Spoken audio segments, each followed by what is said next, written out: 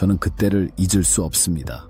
먼지바람이 멈추지 않고 불어오던 오클라호마 땅, 눈을 뜨면 세상이 회색으로만 보이던 시절이었습니다. 땅은 갈라지고 곡식은 자라지 않았습니다. 농부들은 트랙터가 밀고 들어오는 걸 보며 울부짖었습니다. 그들은 자신들의 밭을 빼앗긴 것이 아니라 삶을 잃어버린 것이었습니다. 조드 가족도 예외가 아니었습니다. 아버지는 땅을 지키지 못한 죄책감에 고개를 떨구고 있었고, 어머니는 가족의 끼니를 챙기며 불안한 눈빛으로 먼 길을 준비했습니다. 큰아들 톰은 막 출소한 몸으로 집에 돌아와 이미 집이 뿌리째 흔들리고 있음을 깨닫습니다. 낡은 트럭에 짐을 싣는 장면을 그려보십시오. 낡은 침대와 소트, 깨어진 의자, 겨우 챙긴 이불 몇 장이 트럭 위에 얹혀 있습니다.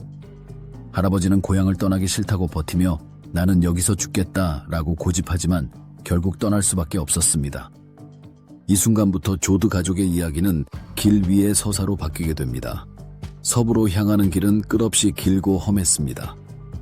모래먼지로 눈조차 제대로 뜰 수 없었고 낡은 트럭은 언제 멈출지 몰랐습니다. 먼저 할아버지가 쓰러졌습니다. 떠나온 고향을 그리워하며 결국 길 위에서 마지막 숨을 내쉽니다. 가족은 깊은 슬픔 속에서도 장례를 치를 돈이 없어 간신히 흙을 덮고 이름 한 줄을 남기고 떠납니다. 뒤이어 할머니마저 그 긴 여정을 버티지 못하고 세상을 떠납니다. 하지만 길 위에는 그들만 있는 것이 아니었습니다. 같은 소문을 듣고 몰려든 수많은 이주민들이 있었습니다. 고장난 차를 옆에 세우고 밤마다 모닥불 앞에 앉아 캘리포니아는 정말 천국일까 하고 속삭이는 사람들, 굶주린 아이를 달래며 잠을 청하는 어머니들. 그들은 낯선 이들이었지만 같은 고통을 겪고 있었기에 서로 빵 한 조각, 물 한 모금이라도 나누었습니다. 저는 그 순간들이야말로 인간이 지닌 가장 소중한 모습이라고 믿었습니다. 마침내 캘리포니아 땅에 도착했을 때 조드 가족은 또다시 충격을 받습니다. 풍요로운 오렌지밭과 포도밭이 눈앞에 펼쳐져 있었지만 그 과일들은 사람들을 배부르게 하기 위해서가 아니라 오히려 가격을 유지하려고 강물에 버려지고 있었습니다. 아이들이 굶주림에 울부짖는데도 농장주들은 음식이 남아돌면 가격이 떨어진다는 이유로 수확물을 파괴했습니다. 일자리는 있었지만 사람을 너무 많이 불러놓고는 하루 품삯을 형편없이 낮췄습니다.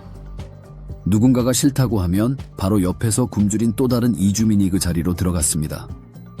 임금은 바닥까지 떨어졌고 사람들의 존엄은 더 이상 존엄이 아니었습니다. 조드 가족은 노동자 캠프에서 천막 하나를 치고 살았습니다. 낯선 이웃들과 한자리에 모여 희망과 절망을 동시에 느꼈습니다. 경찰은 이주민들을 잠재적 범죄자 취급하며 위협했고 농장주들은 그들의 단결을 막기 위해 이간질을 했습니다. 이곳에서 톰은 부당한 폭력과 맞서 싸우다 다시 쫓기는 몸이 됩니다. 모든 것이 무너져 내리는 순간에도 끝내 인간은 서로에게 손을 내밀었습니다. 소설의 마지막 장면이 바로 그것을 보여줍니다. 갓난아기를 잃은 로즈 오브 샤론은 절망에 빠져 있었습니다. 하지만 눈앞에는 굶주림에 쓰러진 한 낯선 남자가 있었습니다. 그녀는 자신의 젖을 내어 그 남자에게 먹입니다. 잃어버린 생명을 대신해 다른 생명을 살려내는 순간이었습니다. 저는 이 장면을 통해 말하고 싶었습니다. 사회가 아무리 인간을 짓밟아도 인간의 존엄은 끝내 다른 인간을 살리려는 행위 속에서 빛난다는 사실을요. 분노의 포도는 단순히 한 가족의 이야기가 아닙니다. 그것은 대공황 시기를 살았던 수많은 사람들의 초상입니다. 굶주림은 인간을 무너뜨리지만 동시에 인간을 잇는 고리가 됩니다. 은행과 기업은 거대한 기계처럼 사람들을 밀어냈지만 그 속에서도 사람들은 나눔과 연대를 선택했습니다. 그리고 이 소설의 제목이 말하듯 억눌린 자들의 분노는 언젠가 터져나옵니다. 그 분노는 파괴의 힘이 아니라 변화의 힘이 됩니다.